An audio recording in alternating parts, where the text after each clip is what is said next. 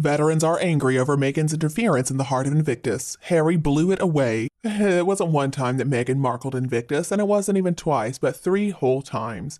And a source is claiming that Heart of Invictus, the Netflix documentary about the Invictus Games 2022 in The Hague, still has not been released. This documentary was focused on a group of veteran service competitors from all around the world, and they had all suffered life-changing injuries or illnesses.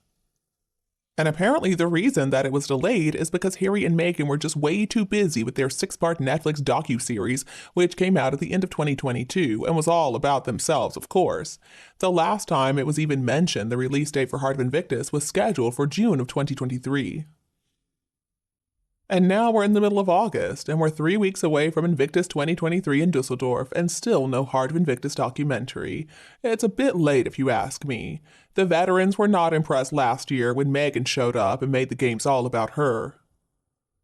The veterans worked so hard to compete in spite of these life-changing injuries, horrible pain, PTSD, loss of comradeship, and also having to survive on a disability pension. But Meghan had to make sure that she was going to be the center of attention, with staff and bodyguards and camera crews focused on her the whole time while she paraded around in this endless succession of overly expensive clothing and jewelry. This was Markle number 1.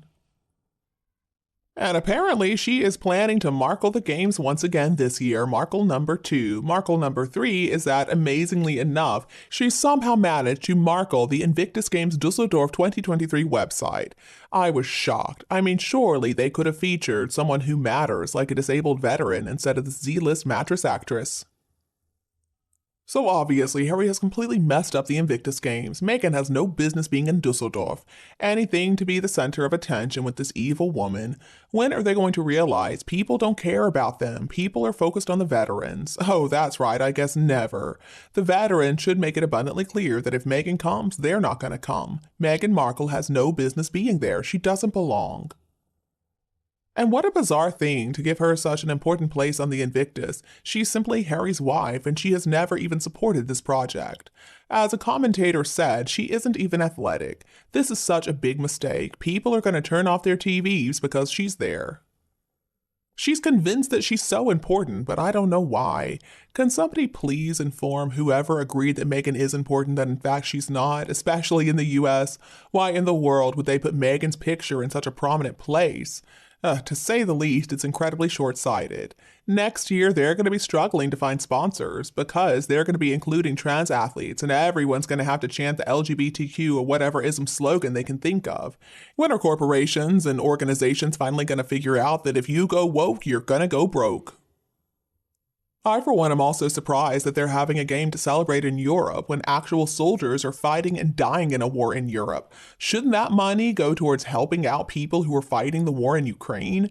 Germany should really consider the lack of help they're giving Ukraine when Poland is getting ready for a surprise attack from Belarus right now.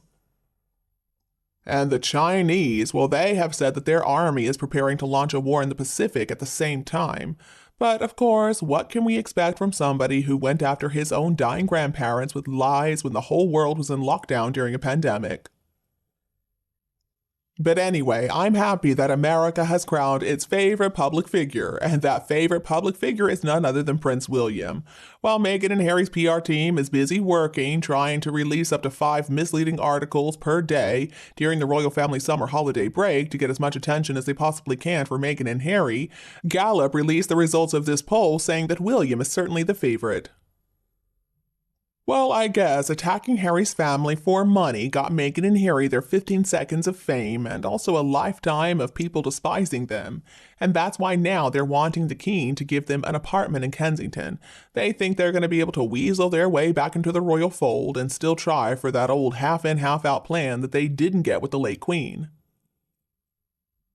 Let's just think about everything they have done. They did the Netflix docuseries. Meghan did her stupid podcast series with Spotify. Meghan did that interview with The Cut. They went on Oprah. There was Spare. And they have trashed the royals over and over again, only to find out maybe that wasn't such a great idea. Now it's come back to bite them in the bottom. And you know, the family they tried to take down has remained dignified the whole time. So now they're trying to come back with their tails between their legs, but I don't think the royal family is going to be so accepting. And this is a textbook example of why you shouldn't burn all your bridges. There is no way they could be welcomed anywhere, but I don't think Harry's ever going to be able to slip back into the family. They can talk as much as they want to talk, but after Harry trashed Camilla and Catherine in Spare, I don't believe that even Charles is going to bend over backwards to make him happy. And how cruel of Harry to go after Camilla after his father spent such a long time trying to get her accepted by the public, and he had just about been successful. Camilla has shown herself to be very capable of doing the job that she needs to do, unlike Meghan Markle, that evil wife of his. And I feel sorry for Meghan's father. Clearly he did his best for her, but she couldn't find the time to visit him even though he was so poor. All the reason for her to find time and go see him. After all, she's being looked after. She's making sure that Dory is getting all the attention and the time to make those nasty remarks about whomever she wants. The way that Meghan has treated her own father is disgusting, and some of her friends really should tell her that if they haven't done so already. I mean, she has used his family surname in all her documentary history after all. Somebody should have urged Meghan to think of her father as well. As for King Charles, just think about the fact that he lost both his mother and his father in such a short period of time. He had to accept the enormous responsibility of being king, and he's got this son who's a traitor to his family, to the crown, and the country. But still, at age 74, he somehow finds the strength to carry out all his engagements with charm and cheerfulness every single day. I'm sure that his heart is broken over what Harry has done, and as for that evil woman Meghan Markle, well, thinking about her is not going to be good for Charles's blood pressure. Just look at how Harry and Meghan treated Charles's own parents at the end of their lives. The late Queen and Prince Philip spent their lives committed to duty and service to the people, and look at how much stress Meghan and Harry caused them. It must be really horrible to be the parent of somebody like that. But anyway, clearly the king is determined to do his best to serve his country and the Commonwealth in the same spirit as his mother did. And finally, Americans do love and support the King and Queen, Prince William and Princess Catherine too, and the whole royal family. We're so excited that Prince William is coming back, but we wish that he would bring that gorgeous Catherine with him, and maybe little Prince Louis too, because he has not been on an overseas trip. And see, if you ask me, he is still young enough that he can miss a bit of time from school and it won't really matter. We can hope all we want. I don't know if it's going to happen, but anyway, I do know that Earthshot is an amazing program. We love everything about it, and we are so thankful that William came to the US and announced the last winners. It was a wonderful thing to witness. So please send us the King and Queen, because we haven't seen them in quite a long while. And as for Harry, well, if he's having such a great time in Asia, maybe he can stay there, maybe he can stay in Japan forever. I understand they have been pretty warm towards him, but that's probably going to come to an end when they see how disrespectful he is when he doesn't get his way. And of course, when they find out how he treated his own grandmother, Queen Elizabeth II, and his own grandfather, Prince Philip. He would have to learn about respect in that country, and Japan is very focused on respect. I think his head would completely explode from that effort. I also doubt that Harry's going to be able to find those drugs that he loves in Japan. I think they're pretty harsh when it comes to illegal substances, but that's probably for the best.